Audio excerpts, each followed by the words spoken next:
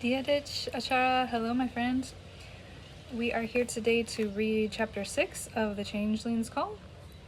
This is Mr. Finn McGilly, and excuse me for wearing shorts, it is very hot out today, but it's a beautiful day.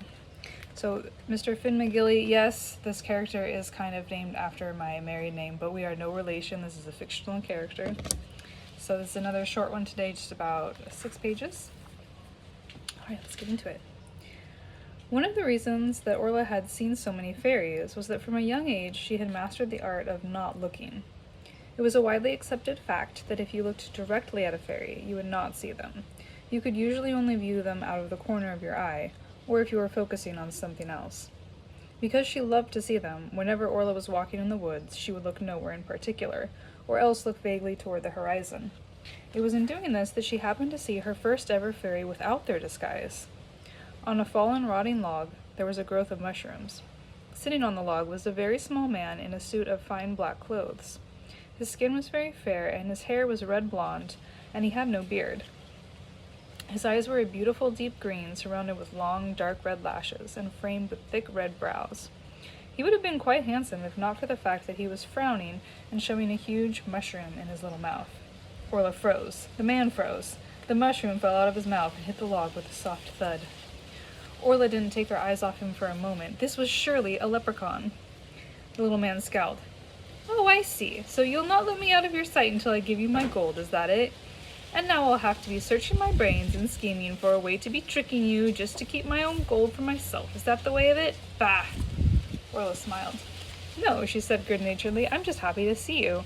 I've never seen a fair one out of disguise before. You're quite a handsome fellow. I don't want your gold, but I would be happy to have your company."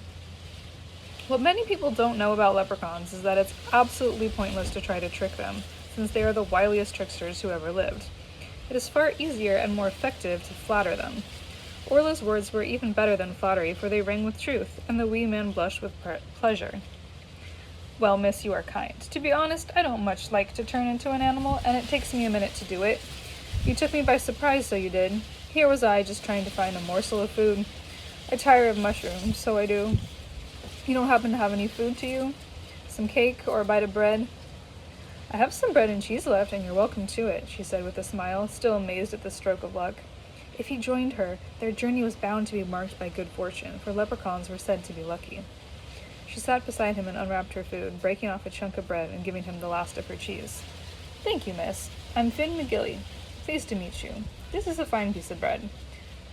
I'm proud to be a leprechaun, but I do grow weary of the food, very heavy on raw mushrooms."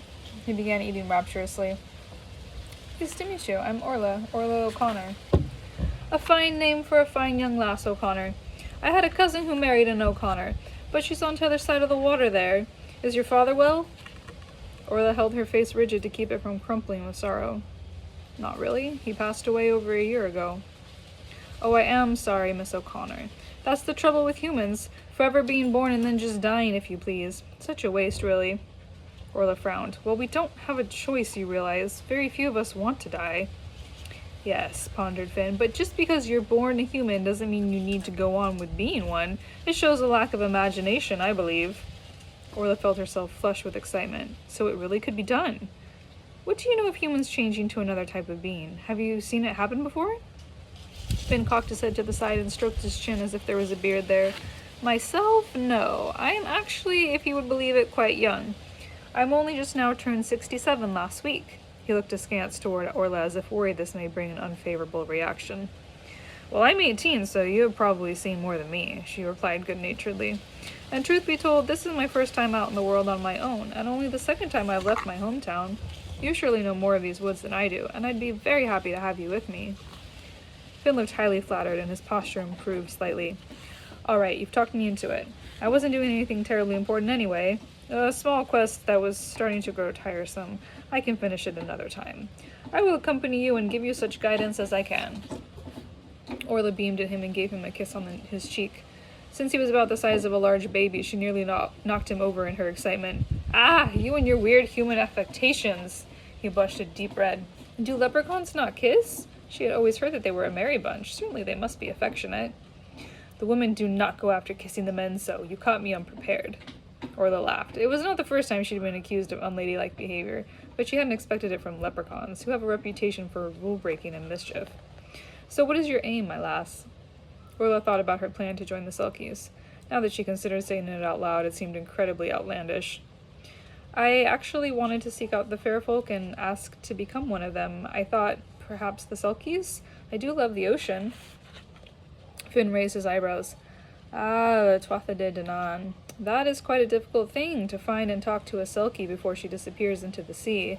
And for a lass who is so fond of kissing, did you ever think about the fact that there are no handsome male types like me in the sea? Just a load of fish and women Selkies. In fact, she had never considered that. An eternity in the sea suddenly seemed a lot less magical if she could never have a partner. But then how do they, make more Selkies? Finn laughed. Well, sometimes when a hale and handsome young man goes missing at sea, a new Selkie is born not long after. They claim the men die happy in a dreamlike state and never even know they're drowning. Orla frowned. Well, you clearly think the Selkies are a poor option, and I'm inclined to agree. So where do you suggest we go? Finn looked at her face thoughtfully. Well, the place to go is Knocknashie, to the Queen's Court, or as some of your folk call it, Tirnanog. You will have to be granted an audience and make your case to join them. Be prepared for them to say no, lass. When the Fae want a human, they usually take them, and usually a bit younger than you are yourself. You're a fair lass, but there are many like yourself. Have you any talent? Can you sing? Orla shrugged. A bit. I used to sing in town with my friend. Let me hear it then. Finn settled against the tree trunk in a position of ease. She stood and took a breath. The pale moon was rising above the green mountain, the sun was declining beneath the blue sea, when I strayed with my love to the pure crystal fountain that stands in the beautiful vale of Tralee. She was lovely and fair as the rose of the summer, yet 'twas not her beauty alone that won me. Oh no, 'twas the truth in her eyes of her dawning that made me love Mary, the rose of Tralee. Sorry I didn't sing it. Finn smiled. Very good. But these are not your words, are they? They have constricted your music, made you say something you don't feel, like a play actor. Try it again, but this time without the words. Orla knitted her brows, perplexed. What am I to sing if not words? Finn scoffed. Have you nothing in your head, in your heart? Sing of your desire, sing of your cares. I did not know humans were so very lacking in imagination. All right, let me think a moment. She thought about her father and the love she felt for him. She thought of the beautiful hills and valleys of Ireland and of the shining vast sea. She closed her eyes, took a deep breath, then began singing a song of love and longing, of beauty and restless searching. Moments or minutes later, she didn't know which, she ceased her song and opened her eyes. Finn was watching her with his mouth agape. He wasn't the only one. The deer was back, and there was a bird perched nearby that seemed to be listening. How you can sing like that, I don't know. You sing like you were one of them already. Perhaps you will find what you seek after all. Orla blushed with pride and excitement. Then let's go! I'd like to get there as soon as we can. You know the way? Where exactly is this place? Finn smiled with a mischievous gleam in his eye. It's not so simple as looking at a map and heading south, my dear. Technically speaking, the place isn't anywhere that's here, you know? Orla nodded, but wasn't sure if she understood. Because it's on the other side of the veil? Exactly, agreed Finn, getting to his feet. And it is, and it isn't, both at once. And it being just only past midsummer, you can expect it won't be easy for us to cross over. We would do better were it October or at least September. But Finn, surely you can find it since you're a fairy yourself, aren't you? The merriment slipped slightly from his face for a moment. Sure, lass, I can, but us leprechauns are not given the means by which to come to court swiftly by magic, and we are not given the same privileges as others.